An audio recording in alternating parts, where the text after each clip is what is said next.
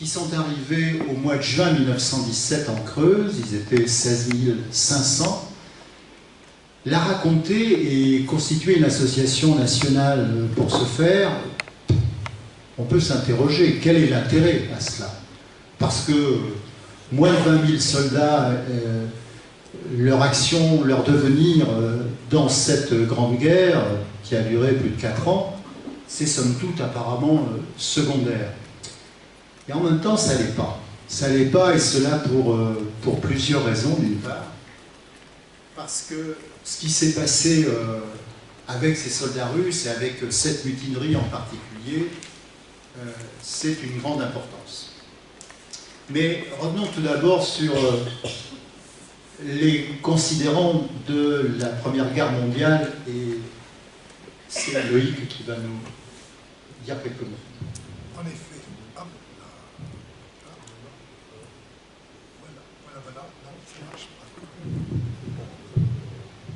Voilà, il est fort, un petit temps. 70 millions d'hommes ont porté l'uniforme en 14-18, venus de 70 pays. 9 millions de soldats sont morts, autant de civils. Il y a eu également 20 millions de blessés au cours de ces 4 ans et demi de guerre. Il y a eu aussi 1 milliard d'obus tirés, c'est-à-dire 640 000 chaque jour, 7 par seconde, pendant 1561 jours, ce qui montre toute la barbarie de cette guerre et l'ignominie de ceux qui l'ont déclenchée. Le bilan chiffré pour la France est également impressionnant. Sur les 8 millions de soldats mobilisés, il y a eu 1,4 million de soldats français qui sont morts, 4,2 millions de blessés et 500 000 qui ont été faits prisonniers. Alors, cette histoire, je dis, mérite d'être connue à plusieurs titres, et d'une part, premièrement parce que c'est aussi un des pans de l'histoire du pacifisme à l'échelle non seulement française mais internationale. Celle de soldats qui à un moment donné décident de mettre la crosse du fusil en l'air et de dire on ne veut plus tuer ni être tué. Et puis cette mutinerie qui s'est déroulée pas loin d'ici, elle est importante parce qu'elle est la plus grosse mutinerie dans une armée de l'époque contemporaine, celle qui a réuni le plus de soldats, et une mutinerie qui a duré non pas un jour, 2 jours, mais qui a duré plus de 3 mois, puisqu'ils sont arrivés à la Courtine le 26 juin, et ils ont été canonnés, et on a exigé leur édition, et on l'a obtenu à partir de 3 jours de fusillade, de canonnage, les 16, 17 et 18 septembre 1917.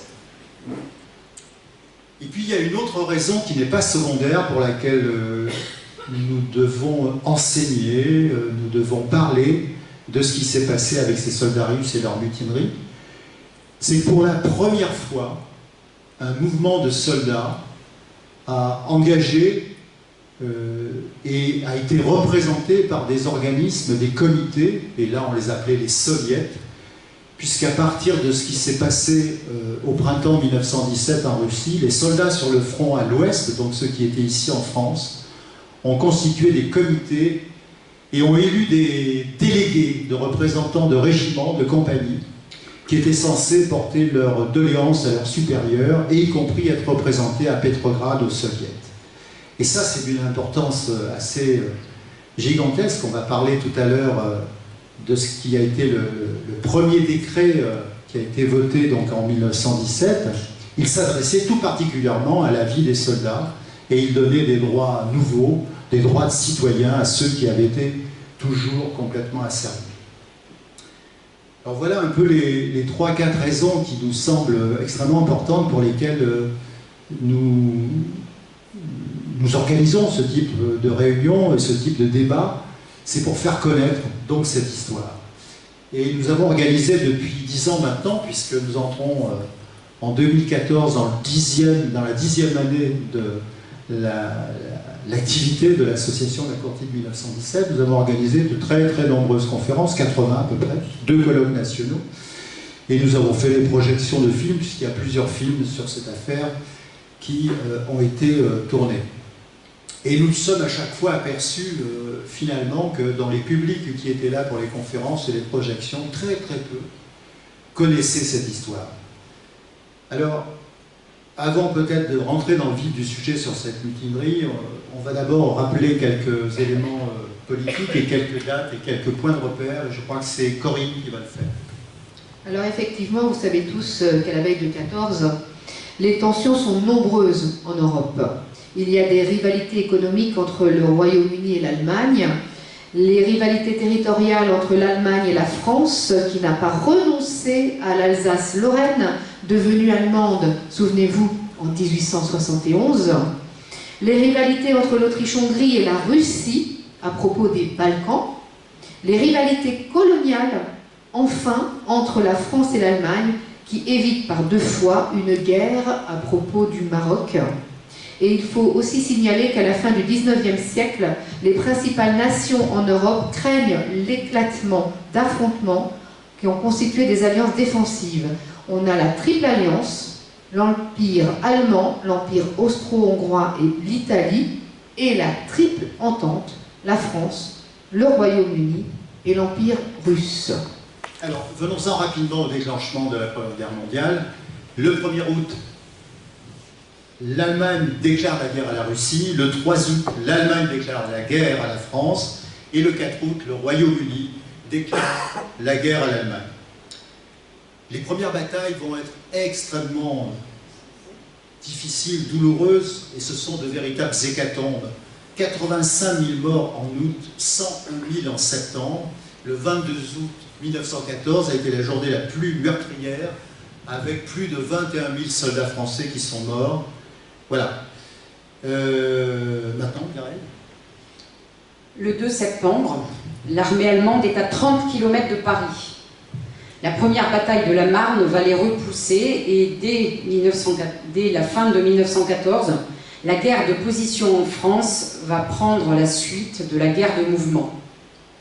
Le front va se figer, s'immobiliser, et les armées s'enterrent face à face, sur 750 km qui vont de la frontière suisse à la Belgique et à la mer du Nord.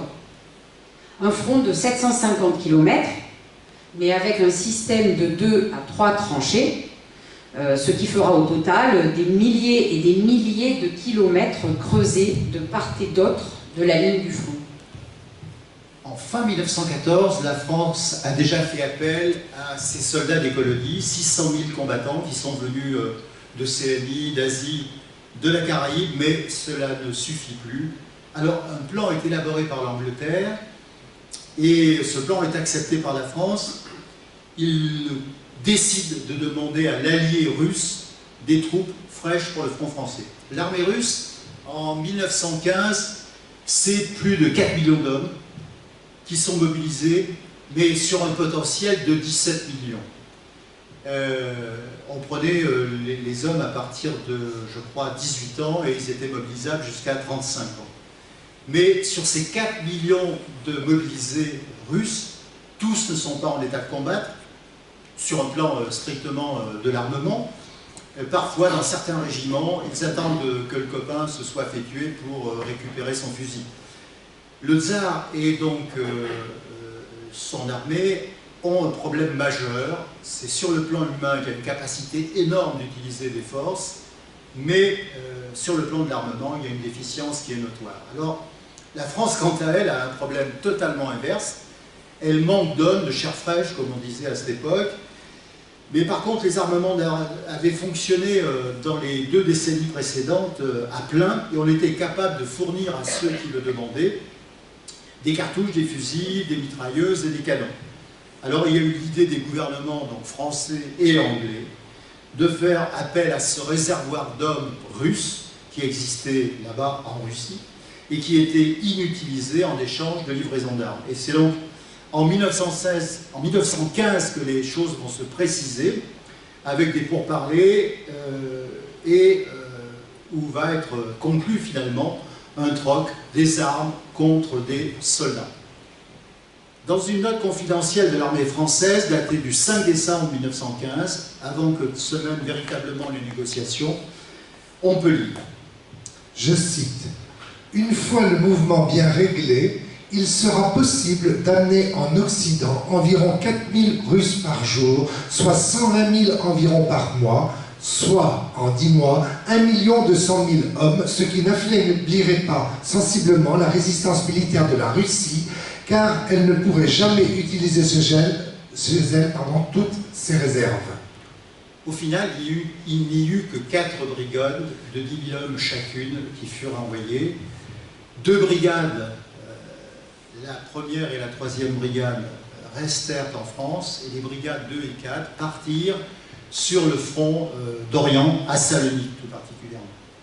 On est donc très loin du 1 200 000 hommes que la France pensait pouvoir obtenir du tsar. Dans un premier temps, donc 10 000 hommes ont été choisis pour la première brigade. Elle doit être une armée de prestige, une armée d'élite pour les alliés français. Et donc il y avait une sélection qui était particulièrement exigeante, une sélection d'abord sur le plan physique. Les soldats devaient répondre à des critères de taille, avoir les yeux de telle et telle couleur, et avoir un niveau d'instruction minimum. Parmi ces soldats de la première brigade, beaucoup avaient des notions de français et certains parlaient correctement français. Ce qui était le cas d'ailleurs pour l'état-major, les officiers qui eux parlaient tous à peu près français. Les 2 brigades qui sont arrivées en France venaient de 2 milieux sociologiques un peu différents. La première brigade avait été recrutée à Moscou et dans les environs de Moscou, et pour la plupart ils étaient des employés, des ouvriers des grandes usines à cette époque, et comme on les recrutait jusqu'à 35 ans, certains avaient connu, même enfants ou adolescents, la première révolution russe de 1905 qui avait vu naître aussi des soviets et qui avait été sauvagement réprimée par le tsar. Ils avaient donc une certaine expérience de la vie, de ce qu'on appelle la lutte des classes, la lutte dans les usines, ce qui n'était pas le cas de la troisième brigade qui avait été recrutée plutôt en milieu paysan dans les régions de Tchelabinsk et Ekaterinbourg. Et voilà. Il faut noter cette différence parce qu'elle va avoir une importance à l'aube de la mutinerie et pendant la mutinerie elle-même. En 1905, donc, je le disais tout à l'heure, il y a eu une expérience des milieux ouvriers qui ont construit les premiers soviets, et c'est resté, je veux dire, dans la conscience de ceux qui, à leur tour, étaient ouvriers dans les usines et s'organisaient contre le pouvoir du tsar.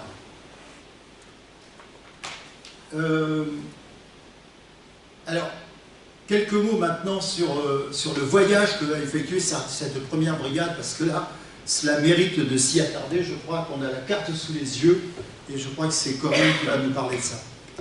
Alors oui, ils partent de Moscou. Début 1916, ils traversent toute la Russie en train jusqu'à Dairen, en Mandchourie. Ils vont mettre 23 jours de train dans des teplouchkas. Ce sont ni plus ni moins des wagons à bestiaux. 40 par wagon. Imaginez que c'était des wagons pour 8 chevaux. Ils étaient 40 hommes dans ces wagons. Un poêle au milieu et c'est tout. Vous imaginez un petit peu aussi là où ils sont, en Mandchourie, moins 40, moins 30. Même avec le petit poêle à bois, ils ne peuvent pas se réchauffer. On ne peut pas ouvrir les wagons non plus. Donc certains soldats vont être fortement intoxiqués au cours de ce périple. Les officiers, quant à eux, n'ont pas voyagé dans les mêmes conditions que les soldats. Hein. Eux, c'était des wagons Pullman très confortables. Ce n'étaient pas des wagons à bestiaux. Alors, on peut se poser la question, pourquoi ces soldats, pour arriver en France, sont obligés quasiment de faire le tour du monde, alors qu'il y aurait, je crois que la pointeuse l'a signifié tout à l'heure, par la mer du Nord, en partant d'une ville qui s'appelle Arkhangelsk, la possibilité de rejoindre la France, et en particulier les premiers ports, Brest, qui sont un voyage beaucoup plus court. Tout simplement, nous sommes au mois de février, et ce parcours par le Nord est pris par les glaces, et donc il est impossible de passer par là. Donc c'est une des raisons essentielles qui fait que ce voyage prend cet aspect gigantesque qui est mentionné ici. Les 10 000 hommes qui vont arriver au port de Dairen, là, en face du Japon, vont embarquer sur 5 navires, 3 navires français, le Latouche-Tréville, l'Himalaya, le Santé, et 2 autres navires qui sont russes, le Tambov et le Yaroslav. La brigade qui va monter sur ces 5 navires est composée d'un tout petit peu plus de 10 000 hommes et de 2 régiments. Cela fait donc 1500 à 2000 hommes par bateau, et là encore, ces bateaux vont voyager dans des conditions impossibles parce qu'ils sont surchargés, il ne devrait pas y avoir autant d'hommes, les jauges sont dépassées très très largement. Et ils vont continuer donc ce périple après pour passer à Saigon, Singapour, Djibouti, la mer Rouge, la mer... voilà, et ensuite la mer Méditerranée pour arriver à Marseille le 20 avril 1916, après 3 mois de voyage. Dans les bateaux, les conditions sont pires même qu'elles ne l'étaient dans les Teplutchka. Là, il fait par moments plus de 40 degrés dans ces bateaux, dans les cales, et il va y avoir des premières échauffourées entre les états-majors et la troupe. En particulier, les officiers à chaque escale vont pouvoir, eux, aller se backdoder dans les villes où les bateaux vont s'arrêter, mais les soldats n'auront pas ce droit. Et puis, il va y avoir des tensions qui vont se créer pour plusieurs raisons. Et voici en particulier le témoignage d'un soldat, le soldat Zamotine, qui l'explique très bien. Au cours de cette traversée, les soldats ont souffert. Chaleur torride, froid extrême, conditions d'hygiène déplorables, menaces, brimades, discipline de fer avec des châtiments corporels à la clé. Sur le bateau, à Singapour, les soldats avaient refusé de prendre leur repas. Le commandant avait fait aligner les hommes sur le pont. Il avait fait avancer un homme sur 10. Et il avait dit que si les hommes qu'on avait fait sortir du rang continuaient de refuser de manger, ils seraient pendus. Pourquoi ne voulaient-ils pas manger? Parce qu'ils avaient vu les cuisiniers en train de se laver dans les bassines qui servaient à faire la soupe. Alors, il y aura beaucoup d'incidents de ce type qui vont être relatés dans les carnets des soldats, parce qu'il a existé des écrits. Je vous l'expliquais tout à l'heure, ils avaient été sélectionnés sur la base, pour la plupart, d'un niveau d'instruction moyen ou bon, et beaucoup écrivaient ce qui se passait au cours de leur voyage. Et c'est de cela dont nous tenons les témoignages. Donc les soldats de la première brigade arrivent à Marseille le 20 avril 1916, et là, la ville est en liesse. Il y a des centaines de milliers d'habitants, femmes, enfants, beaucoup moins d'hommes, parce qu'ils sont au front, il y a des gens plus âgés qui sont là. Et puis on a présenté ça, l'état-major, la presse, les médias ont présenté ça comme étant une opération où les troupes russes vont aider nos petits soldats à buter les Allemands hors de France, à gagner la guerre. Vous pensez 20 000 hommes qui vont arriver. Ça va changer la face des choses. Alors, ils reçoivent leur équipement militaire. Ce sont des armées de la France coloniale qui vont leur remettre leur fusil Lebel, et puis ils vont stationner quelques heures, une nuit plus exactement, au camp Mirabeau à côté de Marseille. Voilà. Voici un témoignage d'un soldat russe sur l'accueil qui a été fait par la population marseillaise à ces soldats. Et c'est pas n'importe quel témoignage, c'est celui d'un homme qui s'appelle Rodion Malinowski. Pour certains, ça peut évoquer quelque chose, effectivement. Il deviendra ministre de la Défense sous Khrouchtchev de 1957 à 1967. Quand il débarque à Marseille, il est un simple artilleur, mais lui aussi, il a écrit ses mémoires, et voilà en particulier ce qu'il dit sur cet accueil. Les Marseillais ont fait un accueil chaleureux aux soldats russes et expriment leur enthousiasme, les saluent, leur envoient des baisers. On entend de ci, de là « Oh, qu'ils sont beaux, ces soldats russes !» Courte pause, repos, on peut fumer. Les adjoints-chefs transmettent les ordres des officiers qui sont littéralement noyés dans la foule bigarrée des Marseillaises. Elles sont nombreuses, les hommes beaucoup moins, ils sont au front. En une minute, la foule s'était mêlée aux soldats russes, offrait des cigarettes, du chocolat, des gâteaux. On apporta des seaux et des cruches de vin et de cidre, les soldats étanchent leur soif, et un peu plus loin, même les Françaises enlacent de leurs tendres bras les solides coups des soldats. Les baisers claquent, les soldats sont un peu perdus, mais ils répondent aux baisers. C'est ainsi qu'accompagné par la population en délire, le régiment arriva au camp qui se trouve près de Marseille, le camp Mirabeau, entouré d'un mur de pierre et de massives portes en fer. Il existe d'autres témoignages un peu du même type pour montrer cet accueil chaleureux de la population marseillaise. 2 jours après leur débarquement à Marseille, ils vont prendre le train pour Mailly-Camp, qui est un grand camp militaire dans l'Aube, qui se trouve entre Châlons en Champagne et Reims. Un camp d'entraînement, de formation des troupes françaises, où les Russes vont apprendre ce que l'état-major appelle la guerre moderne.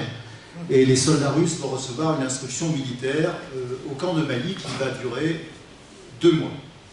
Puis, le 14 juillet, une grosse délégation de la première brigade va venir à Paris pour défiler pour la fête nationale, et ils vont rester quelques jours à Paris. Les troupes qui sont à Mailly vont être formées, entraînées pour se retrouver très rapidement sur le front, dans les tranchées, à côté des régiments français. Ils vont se situer dans le secteur d'Auberive, pas loin de Reims. Et là, c'est les premiers affrontements, les premiers tués, les premiers blessés. Au mois d'août 1916, 3 autres brigades, là, vont arriver par le nord, vous vous souvenez, Arkhangels-Brest, et vont mettre que 3 semaines cette fois-ci pour arriver. Elles n'ont pas fait donc le long périple qui a été ceux des soldats de la première brigade.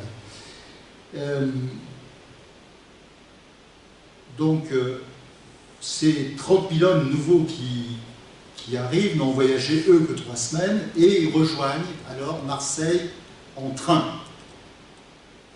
Ces 3 brigades devaient théoriquement aller toutes les 3 à Salonique, mais il y a eu des échauffourées à Marseille.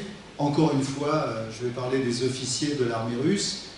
Ceux-ci refusaient aux soldats stationnés provisoirement en Marseille de sortir le soir alors que les régiments anglais et d'autres régiments pouvaient le faire. Et donc, voilà, ça s'est mal passé. Il y a un lieutenant-colonel qui, en plus, en a rajouté. Et on l'a retrouvé mort parce qu'il avait été tué par les soldats russes. Donc ça a provoqué, bien sûr, des répressions importantes, puisque je crois que c'est 24 soldats qui ont été jugés comme responsables de la mort de ce lieutenant-colonel, et finalement 8 qui vont être fusillés. Ce sera les premiers fusillés, pour l'exemple, parmi les soldats russes, au mois d'août, au camp de Mailly. Maintenant, c'est Corinne. Oui, ça reprend un petit peu ce qui vient d'être dit. Suite à ces événements de Marseille, il est décidé que la 3e brigade ne soit pas envoyée en Orient et qu'elle soit plutôt gardée en France. On l'envoie donc à Mailly, là où on entraînait les autres Russes, pour y subir un entraînement également drastique, comme il avait été fait pour la première brigade 4 mois plus tôt.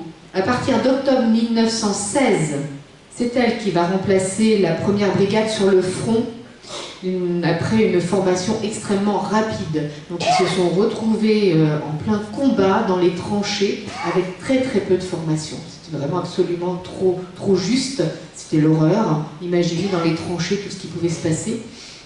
Je ne vais pas revenir en détail sur la vie dans les tranchées, mais vous la connaissez plus ou moins pour avoir lu des documents sur le sujet. Donc ils sont à Auberive, dans la Marne. Et ils vont participer au combat de 1916-1917. Alors on va passer rapidement à février 1917. Février 1917, et on le voit sur la photo, c'est le début de la 2e révolution russe. On voit, et on sait d'ailleurs, que ce sont des femmes qui ont déclenché cette révolution. Ce sont des ouvrières de Pétrograd qui manifestent pour le pain, pour la paix. Et dans cette situation de quasi-famine, il y a le rationnement, il faut faire la queue dès 4 h du matin pour essayer de trouver un peu de pain à manger. Il y a cette manifestation le 22 février, selon le calendrier russe, le 8 mars 1917 pour le calendrier occidental. Le premier jour, ces femmes-là sont les seules à manifester, à défiler. par milliers et par milliers dans les rues. Et puis, le lendemain, elles sont rejointes par des ouvriers, par les hommes. Et à cette époque, il y a 250 000 ouvrières et ouvriers dans les usines de Petrograd, dans les usines métallurgiques et sidérurgiques principalement. C'est donc une concentration ouvrière extrêmement importante. Et le fait que les ouvriers rejoignent dès le lendemain les ouvrières en manifestation va faire que ce mouvement va enfler, et cela de jour en jour. Et c'est cette mobilisation populaire, ces grèves, ces manifestations de masse, qui sont le déclenchement de la révolution, qui vont amener le tsar à abdiquer, et il va se reconstituer spontanément à Petrograd, le Soviet, l'Assemblée populaire finalement, qui avait vu le jour 12 ans auparavant lors de la première révolution de 1905. Et je le disais tout à l'heure, un des premiers décrets, un des premiers actes de cette révolution donc de février 1917 va concerner très directement les soldats. Comme il y avait une garnison extrêmement importante à Petrograd, beaucoup des délégués de ce soviet étaient des soldats. Et ça peut expliquer pourquoi ce premier décret est principalement consacré à eux et à leur vie. Et c'est Mireille qui va nous en parler. Le prikaz numéro 1, qui est le décret numéro 1 et qui va être voté dans ce soviet, va essentiellement être consacré à édicter des droits nouveaux pour les soldats qui sont sous l'uniforme et au front. Ce qu'il y a décrit dans ce décret est une véritable révolution des pratiques en cours dans l'armée. Les soldats ne subiront plus de châtiments corporels, c'était le cas évidemment jusqu'à présent. Ils ne seront plus contraints à saluer leur officier avec des formules déférentes du style « Son Altesse »,« Son Excellence ». Ils pourront utiliser simplement « Monsieur le Général »,« Monsieur le Lieutenant ». C'était déjà ça une révolution. Et autre point extrêmement important, les soldats auront le droit d'élire des délégués de régiment et de compagnie pour que ceux-ci soient les porteurs de leurs doléances et de leurs revendications auprès de l'état-major et pour que leurs délégués puissent venir siéger au soviet. C'est-à-dire que c'est une situation un peu quand même incroyable. On est dans une armée et on a des soldats sur le front en Russie et sur le front ouest qui sont dans l'étranger, qui vont pouvoir élire des délégués, faire quasiment des cahiers de revendications, menacer les officiers de ne plus combattre si on ne satisfait pas leurs revendications. Donc c'est impensable. C'est impensable, et pourtant c'est ce qui va se passer au mois d'avril 1917. Il va y avoir des soldats russes qui sont en France sur le front en Champagne et qui vont partir à Petrograd pour la réunion du Soviet. C'est inimaginable. Ce décret donc est extrêmement important pour comprendre pourquoi il y a eu une mutinerie dans les brigades russes en France. Tout ce qui se passait en Russie, le cours de la Révolution, l'abdication du tsar, ça se savait non pas au moment même où ça se passait, mais dans les jours qui suivaient. Parce qu'il y avait d'une part les soldats français qui avaient les journaux qui arrivaient dans les tranchées, et que les soldats français étaient au contact des soldats russes. Et on voit, et on a des photos où on voit la première page du Parisien qui indique le tsar a abdiqué, et il y a des soldats russes qui sont à côté des soldats français. Donc l'information circulait par la presse, par les journaux français, et nous sommes dans cette situation quand il va y avoir la fameuse offensive de printemps, l'offensive d'Nivelles du mois d'avril 1917, qu'on a appelée l'offensive du chemin des dames.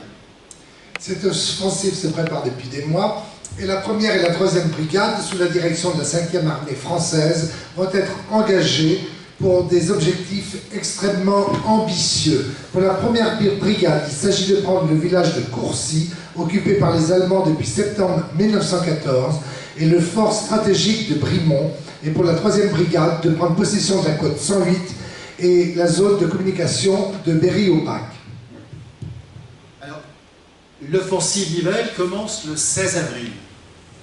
Elle va durer des jours et des jours, mais dans les 4 premiers jours, la première phase de cette bataille, elle a le bilan suivant. 270 000 morts, tués ou portés disparus, dont 6 000 soldats de ces brigades russes, sur les 20 000 qui ont été engagés. C'est donc un pourcentage de pertes très important pour l'armée française et pour les contingents russes qui sont ici. Alors, ce qui est important aussi à connaître, c'est que juste avant l'offensive Nivelle, donc juste avant le 16 avril, les soldats russes vont se réunir avec leurs délégués et ils vont discuter pour savoir s'ils vont participer ou pas à l'offensive.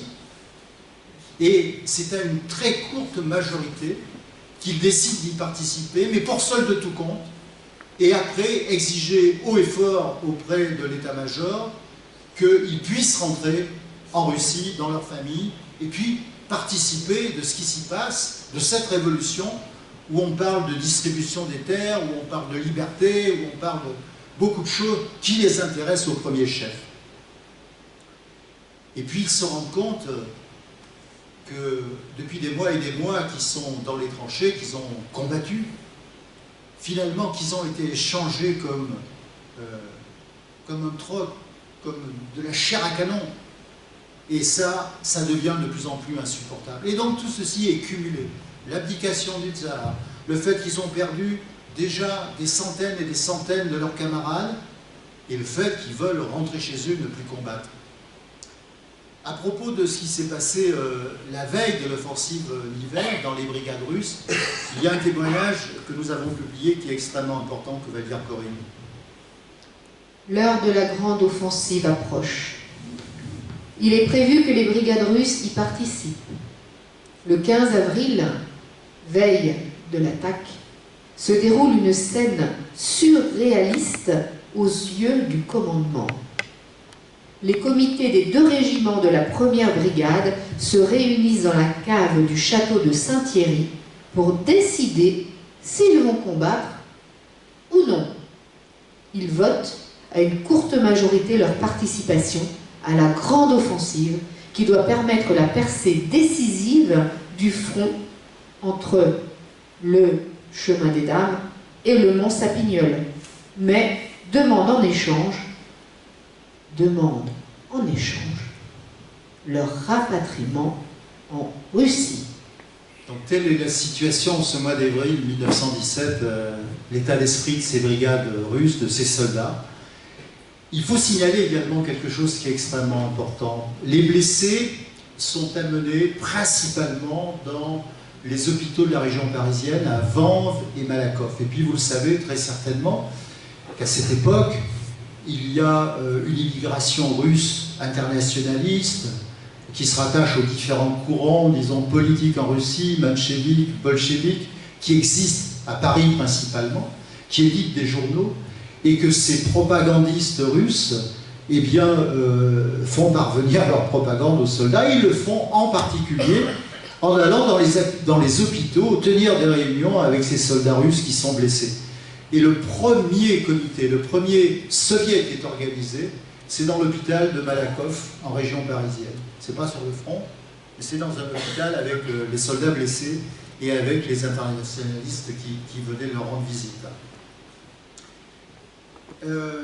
Il y a donc, dans cette période qui va juste conclure la première phase de l'offensive Nivelle, avec ce bilan effroyable, une montée en puissance des exigences des soldats russes qui va donc déboucher sur une révolte généralisée de ces 2 brigades. Et le point culminant de cette révolte, on peut dire que ça va être le 1er mai. Quelques jours avant cette date, l'état-major va retirer les 2 brigades du front et celles-ci vont être cantonnées à Champaubert dans la Marne, où les soldats vont décider, eux, de faire une grande fête et un grand rassemblement avec un défilé pour le 1er mai. Et il y a dans un livre qui s'appelle le journal de Stéphane Ivanovitch Gavrilenko, qui est un journal de guerre d'un soldat, il y a des pages magnifiques, on va vous en lire quelques-unes, mais principalement celles qui touchent au 1er mai. Ils ont décidé donc de faire une grande fête avec défilé, mais sans les officiers. Et néanmoins, ceux-ci seront invités à participer à ce défilé. Bon. Et puis les soldats vont en profiter pour demander que les officiers répondent des actes dont ils sont responsables auprès des soldats. Vous savez, il y avait cette aristocratie, je veux dire, russe qui composait le corps d'état-major, n'hésitez pas à utiliser les sévices corporels, le knout auprès des soldats, et donc les soldats décident, ils devront rendre des comptes le jour du 1er mai.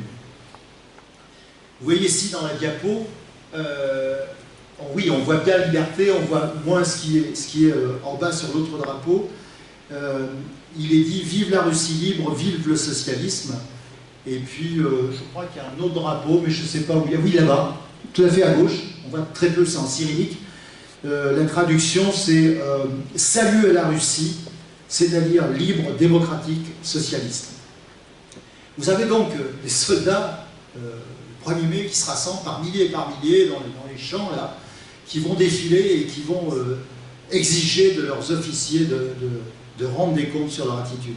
Et puis, des soldats qui vont dire « Nous voulons rentrer chez nous, revoir nos familles, et nous voulons participer de ce qui est en train de se passer dans notre pays. » C'est donc un moment très fort, et au milieu de la photo, là, vous voyez peut-être un cheval, la tête d'un cheval blanc, avec une personne qui est dessus, bien évidemment, c'est le général Palitzin. Palitzin était connu parce qu'il avait été un de ces généraux sanguinaires qui avait réprimé la première révolution de 1905. Et là, il va y avoir un affrontement verbal, mais très houleux entre les soldats et le général Palitzin. Et de ce point de vue, Stéphane Gavrilenko, dans son journal de guerre, écrit Mireille. Quand tous ont eu fait silence et ont eu formé les rangs, le premier orateur des délégués ouvriers et soldats à prendre la parole a été le camarade Kossouraïev de la 9e compagnie, qui a fait un discours enflammé, expliquant pourquoi et en l'honneur de quoi nous étions venus ici. Pour fêter la liberté de notre Russie, honorer la mémoire de nos camarades tombés pour la liberté, et pour ne pas oublier ceux qui sont enfermés dans les prisons, dont les murs suintent de saleté. Son discours a été prononcé avec une telle émotion que personne ne pouvait retenir ses larmes.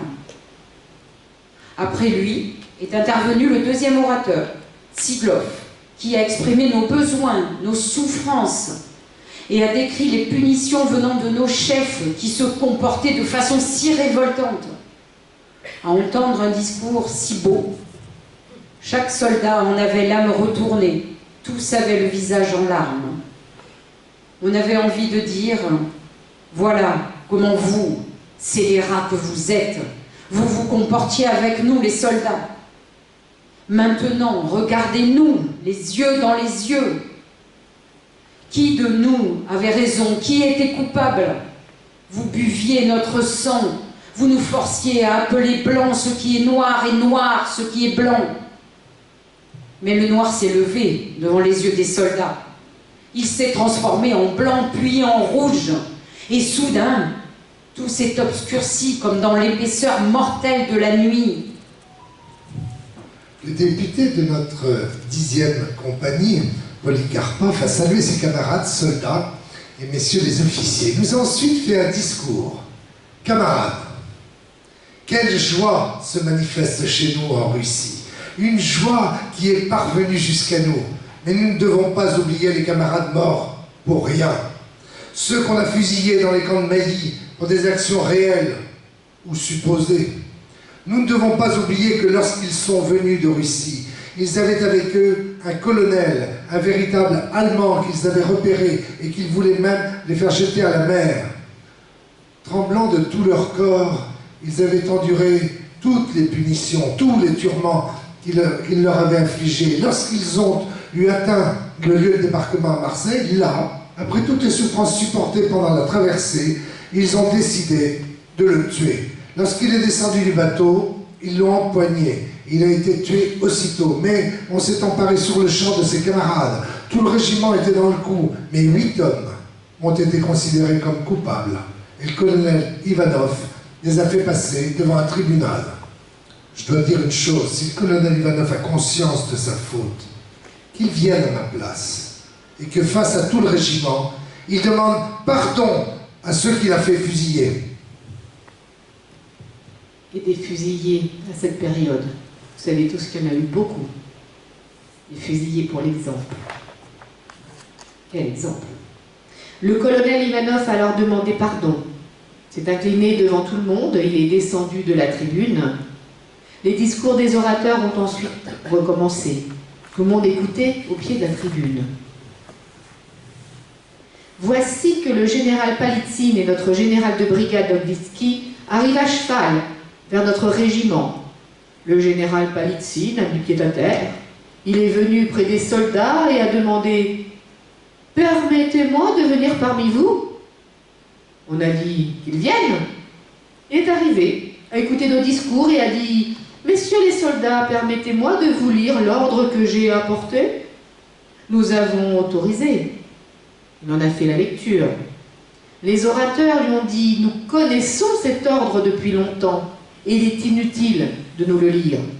Il y en a assez d'amuser la galerie. » Ensuite, après ces paroles, il y a une succession d'orateurs qui ont fait des interventions contre lui et ont entrepris de lui rappeler des sanctions auxquelles il en avait tant rajouté. Et à la fin, tous lui ont dit d'une seule voix « À bas le vieux bureaucrate, à bas !» Il a alors demandé « Petit frère, permettez-moi de partir. » Non mais franchement. Et on lui a accordé le passage. Et derrière lui, tout le monde criait « À bas !» Et il est reparti à cheval. Les délégués ont dit ensuite « Retournez à vos locaux de cantonnement et n'oubliez pas de chanter et que l'orchestre joue le nouvel hymne. Peuple, debout, soulève-toi. » Et la marche funèbre. Vous êtes tombés pour la patrie. Ces pages sont émouvantes et magnifiques en même temps. Et il va falloir qu'on avance, on le fait signe, mais nous sommes au moment où il y a de très grandes mutineries dans l'armée française. Et n'oublions pas que les soldats russes sont au contact des régiments français là où ils sont. Les revendications des soldats français portent sur les permissions qui ne sont pas attribuées. Ça fait des mois et des mois qu'ils sont là, sans permission. C'est une de leurs principales revendications.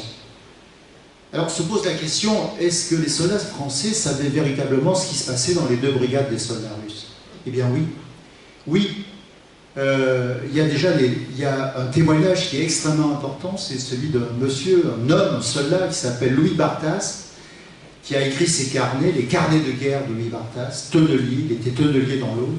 Et dans ces carnets, on découvre une dizaine de pages sur les brigades russes.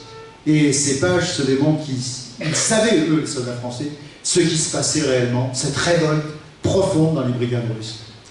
Et on va vous citer un extrait de ces carnets de Louis Barthas.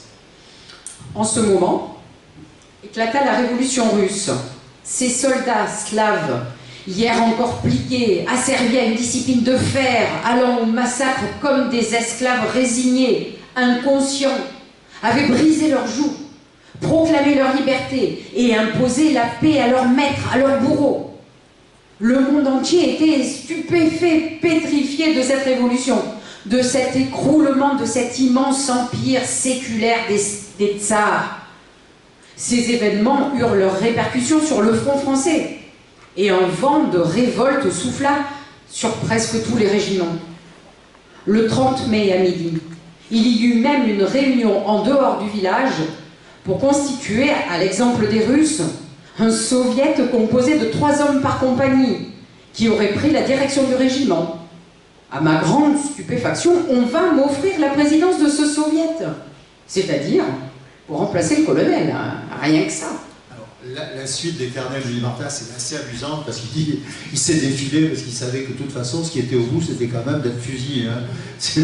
Donc, mais voilà, ça montre quand même qu'il y avait une connexion et c'est une des raisons qui pousse l'état-major russe et l'état-major français à décider d'un commun accord de déplacer les 2 brigades russes loin du front, dans le centre de la France. Et voilà pourquoi il a été discuté et admis que ce serait à La Courtine, le camp militaire de La Courtine, que l'on vide pour ce faire, où seraient accueillis les 2 brigades russes. Le camp de La Courtine est un camp extrêmement important, comme celui de Mailly. Il fait 6000 hectares, il existe depuis 1904. Et la première brigade va donc arriver le 26 juin 1917 en gare de La Courtine. On les voit là, posés à la sortie des wagons qui les transportent. Et on voit particulièrement sur cette photo quelqu'un qui est célèbre dans cette mutinerie, qui est en blanc et qui est appuyé sur sa canne. C'est Ivan Baltaïs, le premier président du soviet de la Courtine. La 3e brigade, elle, va rejoindre la première le 5 juillet, donc quelques jours après. Je l'ai dit tout à l'heure en commençant, il n'y avait pas, je veux dire, une identité sociologique entre les deux brigades, et ça se voit à ce moment-là, dans cette révolte, dans ce début de mutinerie. La première brigade est très en avant, ces hommes sont extrêmement mobilisés, la 3e brigade est un peu moins chaude, si je puis dire, un peu plus tiède, mais toujours est-il qu'ils vont se retrouver ensemble, donc 16 476 hommes, dès le 5 juillet, dans le camp de la Courtine. Il va y avoir des meetings, il va y avoir des discussions, les uns que l'on a appelés les maximalistes ou les dogmatiques, donc la première brigade, ce qu'on a appelé plus tard les bolcheviks, vont essayer de convaincre leurs camarades de la 3e qui sont plus tendres, moins enclins à se projeter dans la mutinerie, et ils vont essayer de les convaincre, de les rejoindre. Bon. Et quand l'état-major voit ça, en particulier le général Lovitsky qui dirige la 3e brigade, il décide de les sortir du camp de la Courtine, la 3e brigade, et ils vont les amener à côté de Felletin, à 25 km, dans une lande, et ils vont planter leur tente là-bas, pour éviter donc que les Courtiniens ne contaminent ces gens de la 3e brigade. Concernant Felletin et la Courtine, je vous ai parlé de films qui existent, et en particulier un film de France 3 Limousin, qui a été tourné en 1999, qui s'appelle 20 000 moujiks sans importance, qui est extrêmement important et très grande réalité, je veux dire, sur le plan historique. Et puis, il y a un autre documentaire de France 3 qui fait 16 minutes, je crois, oui. Ils ont été interviewés à la fin des années 90 à la Courtine, des gens là-bas qui avaient pu connaître ou dont les parents avaient connu l'arrivée des Russes et la présence des Russes en cet été 1917. Et il y a des témoignages qui sont extrêmement importants. Voilà. Je regarde s'il y a une citation. Oui. Non, il n'y a pas de citation. Parce que bon, dans ce témoignage fait par France 3, je me souviens, il y a une personne qui dit « Ouais, quand ils sont arrivés, on a tout fermé, les bistrots, il y avait 110 bistrots à la Courtine en 1917. Ils ont tout fermé, bon voilà, ils se sont barricadés, puis le soir arrivant, ils se sont dit « On va pas rester comme ça des jours et des jours ». Donc ils ont commencé prudemment à réouvrir les magasins et les bistrots. Et puis ils ont vu arriver les Russes, boire des coups, payer, s'en aller tranquillement. Donc ils ont dit « Ben voilà, ça va peut-être pouvoir se passer comme ça, sans trop de problèmes et tout ». Et donc, voilà, c'était la surprise la plus totale pour ces habitants, et en même temps, ils ont bien entendu que ces soldats étaient là avec l'état d'esprit que pouvaient avoir les hommes de la Courtine qui étaient sur le front, dans les tranchées, c'est-à-dire, pour lui, ça se finit, c'est le plus tôt possible. Et puis, dans les premiers jours, les soldats vont circuler, ils vont circuler, y compris pas simplement dans le bord de la Courtine, ils vont aller dans les fermes, ils vont aller dans la campagne, et puis ils s'aperçoivent bien que ben, c'est les femmes, et c'est les vieillards, et c'est les enfants qui font le boulot des fermes. Et ils vont proposer leur aide à ces fermières et à ces gens. Et donc il y a des liens qui vont se nouer. Hein. Ils s'organisent, ouais, ils discutent beaucoup, ils font des réunions, d'ailleurs constamment. Et puis il y avait autre chose, il y avait un orchestre symphonique qui a été à un moment dirigé par le compositeur français Paul Le Flem, qui était un de leurs interprètes. Donc des soldats avaient également une troupe théâtrale, ils avaient donné des représentations avec des gens de la Courtine, comme on peut le voir sur cette photo d'époque, la photo qui va suivre. Donc, qui était avant, qui était juste avant. Bien. Le gouvernement provisoire russe envoie des émissaires pour rencontrer ces soldats en Creuse, pour leur dire, essayer de les convaincre de reprendre les combats.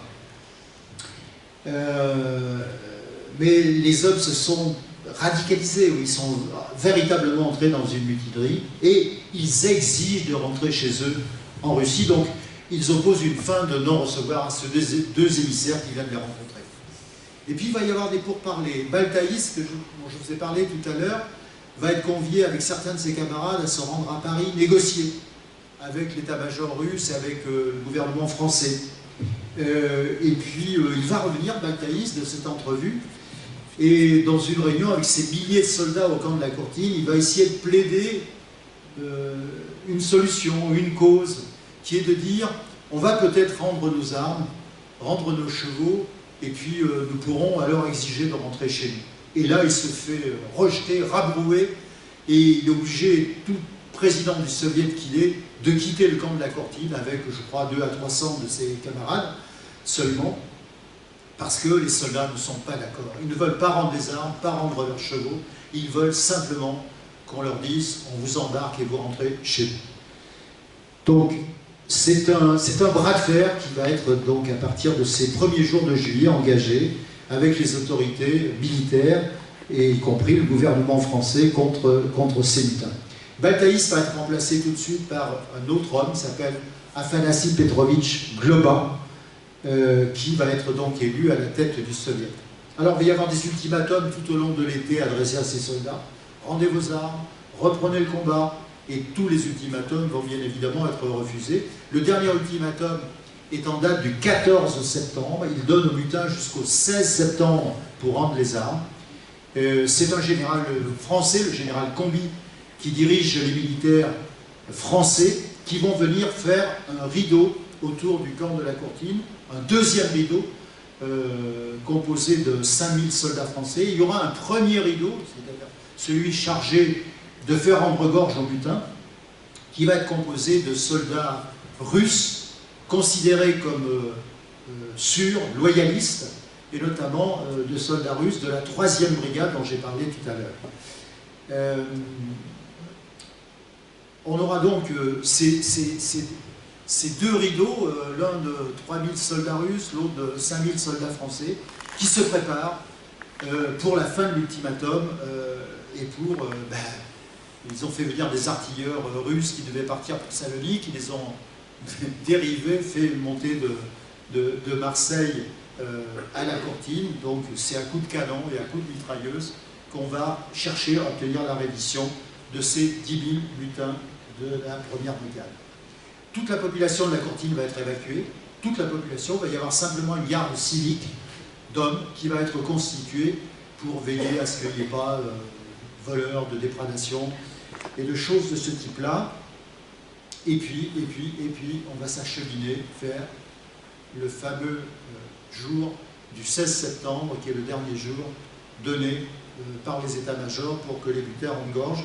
Et ceci est expliqué dans un livre d'Henri Barbus, Faits divers, dans des pages magnifiques, mais on va vous en lire un extrait, c'est Corinne qui va le faire. Je suis très émue en plus de lire ce texte d'Henri Barbus, que tout le monde connaît. Henri Barbus, bien sûr, le texte, je ne sais pas. La foule des soldats est hérissée de drapeaux rouges. Lorsqu'ils sont venus en cortège au lieu de réunion, ces drapeaux qu'ils tenaient poussaient leur foule comme des voiles. Les orateurs crient en plein air et finissent tous leur discours de la même façon. Nous voulons retourner en Russie, et cela seulement. Nous voulons aller dans la Révolution. Un autre dit, nous sommes ici 11 000. Un homme doucereux insinue, il vaudrait mieux céder et nous rendre. Tous ont une seule voix pour crier non. La voix de tous ajoute, nous mourrons pour le drapeau rouge. Ils chantent la Marseillaise et l'Internationale. À 10h-5, le meeting cesse. La musique joue une marche funèbre. Il y a à l'horizon un grondement sifflant. Puis un volcan éclate parmi les hommes sur la terre. 2 musiciens sont tombés et s'écroulent. Les autres à côté des vides continuent à jouer. On voit tomber des formes humaines dans la fumée, gesticuler des agonies. Des éclairs et des tonnerres arrivent de tous les points du ciel. Ce chant de massacre est en France, dans la Creuse. Ces hommes sont des soldats russes. Leurs ennemis, leurs vainqueurs, ce sont des soldats russes et des soldats français. Donc le premier obus est tombé à 10 h du matin sur les lutins. Et puis pendant 3 jours, ça va être un feu incessant qui va se déferler sur ces 10 000 hommes qui sont rassemblés, retranchés dans le camp militaire. Le premier soir du jour de canonnage, ce sont des centaines de soldats qui vont sortir du camp et se rendre. Le deuxième soir, encore plus. Ils comprennent que c'est fini. Face au canon, ils n'ont que leurs propres fusils. 800 obus vont être déversés sur eux en 3 jours. Et c'est le 19 septembre au matin que les derniers soldats se rendent autour de Globar et les responsables du soviet qui sont réfugiés dans le mess des officiers. Et avant cette ultime reddition, il va y avoir une bataille au corps à corps, une bataille rangée, où la reddition ne sera obtenue qu'auprès de beaucoup de morts. Ce sera donc une répression sauvage et sanglante dont le général Combi, quelques jours après, lorsqu'il écrit son rapport officiel, dira qu'elle a abouti à seulement 9 morts et 46 blessés. 800 obus tirés, des corps à corps qui ont duré des heures et des heures, 9 morts, 46 blessés. Il n'est pas étonnant que l'armée puisse affirmer cela sans vergogne. D'ailleurs, à ce jour, on ne sait toujours pas quel est le véritable bilan de cette répression de la mutinerie. Vous avez par exemple le grand romancier, journaliste américain John Rhine, qui avait couvert la révolution russe et dans son livre très connu, 10 jours qui ébranlèrent le monde, parlait lui de 600 morts. D'autres écrits restent dans les chiffres autour de plusieurs centaines de morts également. On ne saura jamais ce qui a été exactement ce bilan. Il s'est comporté de génération en génération à la Courtine que le lendemain de la répression, donc à partir du 20 septembre, on voyait arriver des camions de chaux vives pour mettre sur les charniers des soldats qui avaient été tués. Henri parlait tout à l'heure d'un livre de Dimitri Ulyanov Lissovenko qui est là, qui s'appelle Mémoire de guerre. Il était, lui, à la Courtine, il était un de ces lutins. Et dans son livre, que nous avons publié, nous en français, il donne un bilan de cette répression. Ainsi, au lieu de 10 000 hommes, il en est resté seulement 8 515 en vie. Ils ont été pris par les troupes de répression et enregistrés à l'état-major du général Zankevitch. L'écart en chiffres est de 1485 hommes qui ne sont enregistrés nulle part, ni au siège du général Zankevitch, ni à celui de Combi, ni dans les registres paroissiaux des prêtres français. Et c'est là le nombre réel des soldats révolutionnaires russes victimes de la canonnade au camp de la Courtine. Mais 1485 n'est pas non plus le chiffre maximum. Oui, d'un côté, 9 morts, bilan fourni par le général Combi, bilan officiel communiqué par l'armée, de l'autre côté, 1485, par un témoin de ce massacre. La seule chose que l'on sache précisément, si on veut parler chiffres, c'est qu'ils sont arrivés à 16 476, les 2 brigades réunies, à la Courtine. Et que, après le décompte qui est fait, qui amène à 15 630, il manque donc 846 soldats. Et sur un plan arithmétique et scientifique, on peut penser que c'est plutôt ce chiffre qu'il faudrait retenir. Voilà, on a fait des démarches pour pouvoir entamer des fouilles archéologiques dans le camp, mais on s'est fait répondre, tout dernièrement d'ailleurs, par la préfète de la Creuse, qui n'était pas à l'ordre du jour, qui n'en était pas question pour l'instant, de pouvoir, disons, envisager de faire des fouilles dans le camp pour avoir une vérité historique et scientifique sur le nombre de morts dus à cette répression. Alors, que sont devenus les soldats survivants qui, après cette répression? Des milliers ont été réintégrés au camp de la Courtine, ceux qu'on a considérés comme véritablement les meneurs, les responsables des comités, du soviet et tout, 237 personnes, ont été envoyées en prison au Fort Liedo de l'île d'Aix. 300 autres personnes qui étaient d'une responsabilité considérée comme moindre ont été envoyées dans un camp dans le Puy-de-Dôme, à Bourg-Lastic. Et puis on a demandé à tous les milliers de soldats qui restaient, on leur a fait deux propositions.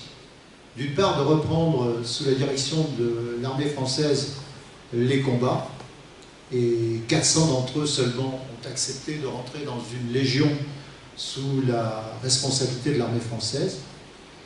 Ou alors, ceux qui n'acceptaient pas, c'était d'aller travailler dans des compagnies de travailleurs volontaires, dans les mines, dans les forêts, auprès des patrons qui demandaient de la main-d'œuvre. Et ils ont été 11 000 à se résoudre à aller dans ces compagnies de travailleurs volontaires. Et puis il est resté 5 000 de ces soldats qui n'ont accepté ni l'une ni l'autre de ces deux propositions, qu'on a amenés en Algérie dans des compagnies disciplinaires et des camps, dans des bagnes, et qui ont passé là-bas à partir de janvier 1918 jusqu'à juillet 1920, dans des conditions de répression terribles, qui ont passé donc près de 2 ans en Algérie. Voilà un peu ce que sont devenus on passe rapidement parce qu'on me fait signe qu'il est temps qu'on conclue. On verra tout à l'heure, en grignotant un petit morceau, si vous voulez des explications et tout, on pourra en donner. Tout ceci pourra arriver.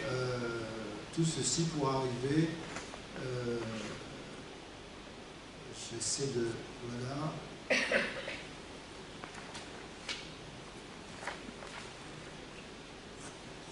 Oui.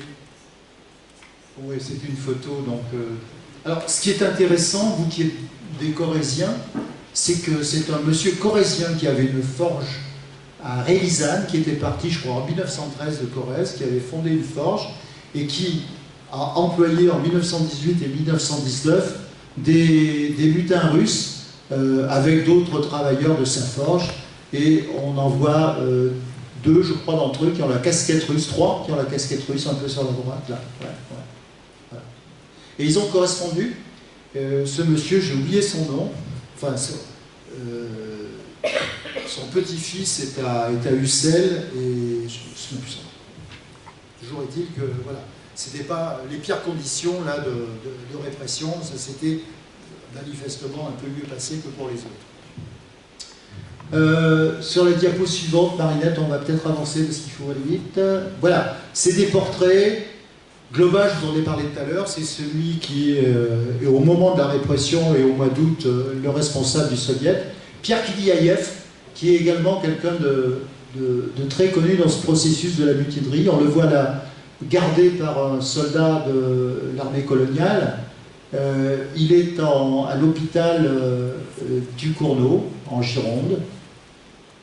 Et il a eu des responsabilités également très importantes dans le soviet. Je ne vous ai pas encore parlé, nous allons peut-être conclure rapidement là-dessus, de ceux qui sont restés en France. Parmi ces soldats, tous ne sont pas rentrés en 1920 suite à l'accord qui a été passé entre le nouveau gouvernement russe, le gouvernement de Lénine, et puis le gouvernement français. Cet accord a prévu le rapatriement de ces milliers de soldats, ceux qui étaient en Algérie, ceux qui étaient dans les compagnies de travailleurs, et y compris les 2 brigades qui étaient sur le front oriental à Salonique. Et ils ont été rapatriés donc à partir de 1920. Et ils ont été pour la plupart débarqués en bateau à Odessa, dans le sud de l'Ukraine. Mais certains sont restés ici, ils ont été près de 400 à rester en France. Et là, on en voit 2, Michel Bolozov, Stéphane Gavrilenko. On vous montre ces 2 parce que leurs descendants, petits-fils notamment et fils, ont été des constructeurs, des initiateurs, disons, de la constitution de l'association La Courtine 1917. Voilà. Ces 400 qui sont restés, ben, ils ont se sont mariés pour la plupart, ils se sont installés, ils ont fait des familles, ils ont des descendants, ils nous en vont dans l'association. Aujourd'hui, je crois, 18 descendants de ces soldats russes qui ont fait le parcours qu'on a essayé de vous raconter. Là, il y a une photo et je vais laisser le soin à Corinne de dire ce qu'il y a sur cette photo. Allez, on le lit. Parce que cette photo est magnifique, n'est-ce pas? Ils sont sérieux sur cette photo. Stéphane Gavrilenko est au premier rang, deuxième en partant de la droite. Il a travaillé dans le métier du bois et il est devenu ébéniste. Il s'est installé à Belfort. Il était dans une compagnie de travailleurs tout près de Belfort. Il s'est marié. Cette photo a été prise en 1927, justement, à Belfort. Sur la photo, ce sont tous des Russes. 2 d'entre eux sont avec leurs épouses. Ils ont tous été des soldats à la Courtine. Ils célèbrent ici le 10e anniversaire de la Révolution russe de 1917. On voit sur la banderole en bas une faucille et un marteau. On aperçoit, oui, c'est à peine visible. Et l'inscription 1917-1927. 10 ans après leur mutinerie, ils sont alors dans l'état d'esprit de fêter ce 10e anniversaire de la Révolution à Belfort, en France. Voilà, c'est ce que nous voulions, on a écourté vraiment sur la fin, vous raconter cette épopée, cette histoire, et Corinne vous montre des ouvrages qui sont les derniers ouvrages que nous venons d'éditer. C'est ceux de 2 soldats russes qui ont été témoins, qui ont été acteurs de cette révolte, de cette mutinerie. Lissovanko, dont on vient de vous parler, et Kozlov, vendu contre des obus, voilà, qui racontent leur périple, qui racontent ce qui s'est passé. Par exemple, les 2 se sont retrouvés dans une compagnie de travailleurs à Besançon, ils se sont enfuis, évadés, ils se sont réfugiés en Suisse, ils ont fait de la prison en Suisse, et après ils ont été rapatriés par une mission diplomatique russe qui venait en Suisse pour autre chose. Mais c'est passionnant de voir l'itinéraire de ces hommes et la foi qu'ils avaient en gardé dans leur idéal, qui était finalement acquis au fur et à mesure de leurs mois passés au front et ailleurs. La paix, combattre pour la liberté, combattre pour une société juste, fraternelle, et il explique dans leur livre. Et ça, c'est extrêmement passionnant et émouvant de le voir. Les autres documents, je vous invite à parcourir et voir acheter. C'est un document un livre qui est sorti en 2017 aux Ardents Éditeurs, société d'édition à Limoges, qui s'appelle 1917, le Limousin et la Révolution russe. Et alors c'est très intéressant parce que ce sont 2 histoires. C'est là sur la tranche en rouge l'histoire qu'on a essayé de vous raconter en raccourci, et donc l'histoire et l'épopée des soldats russes en France. Et la première,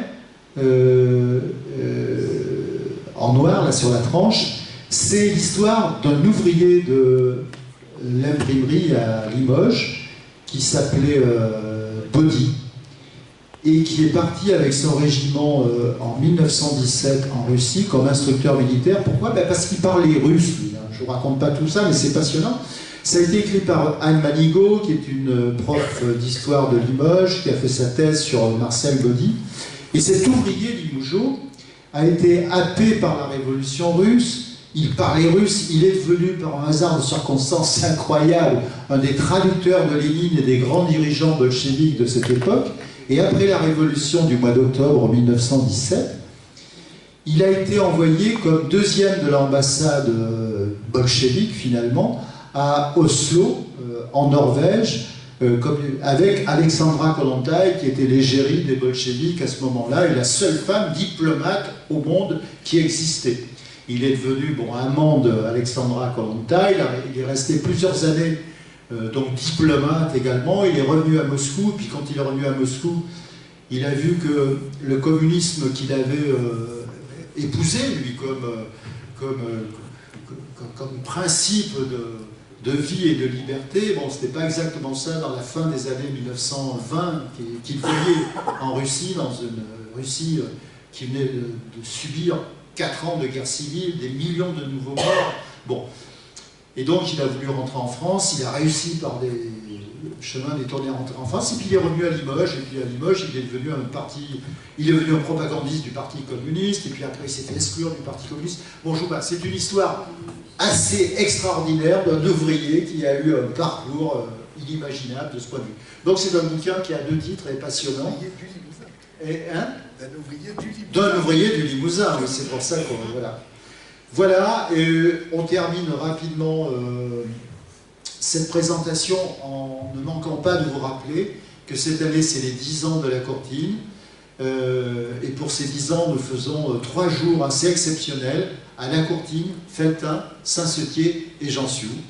Il va y avoir des spectacles, il va y avoir des réunions, il va y avoir toute une série de choses qui vont s'y dérouler. Vous allez recevoir bientôt les programmes. Et Corinne est en train de vous montrer la publication semestrielle de l'association. Voilà, ça c'est le dernier numéro. Le prochain va sortir début juin. Vous avez tout ça là-bas sur la table. Vous pouvez voilà, vous procurer tout ça.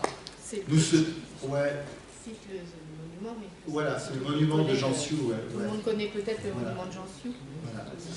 Pacifiste. Écoutez, on va en terminer là pour l'instant. Vous allez nous retrouver tout à l'heure en spectacle. Voilà, on va se restaurer un tout petit peu les uns et les autres. Et puis, merci de votre attention, en espérant que cette présentation vous ait intéressé et qu'elle ait permis de maintenant vous intéresser un peu plus à ce qui nous passionne, parce que effectivement c'est quelque chose d'assez extraordinaire quand on se plonge dedans, de voir le destin de ces hommes, leur combat et voilà ce qui s'est passé à tout point de vue. Merci à vous.